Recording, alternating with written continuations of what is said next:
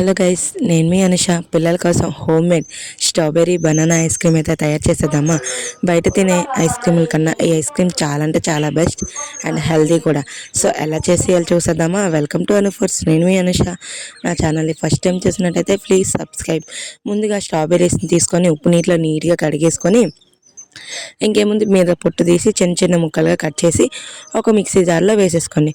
So అదే mixie జార్లో మనం ఆ ముక్కలన్నీ వేసేసుకున్న తర్వాత ఒక చిన్నపాటి బనానాను కూడా వేసుకోండి. మీకు స్వీట్నెస్ ఎక్కువ కావాలంటే బనానా మొత్తం వేసుకోండి, లేదంటే హాఫ్ వేసుకుంటే సరిపోతుంది. సో ఈ బనానా ముక్కలు ఇలా చిన్న చిన్నగా కట్ చేసి అందులో వేసేసుకోండి. తర్వాత కొంచెం మిల్క్ కూడా అందులో వేసేసుకొని ఇంకేముంది మిక్సీ పట్టుకోవడమే. ఎంతో టేస్టీ అయిన స్ట్రాబెర్రీ బనానా ఐస్ క్రీమ్ అయితే రెడీ అయిపోయింది.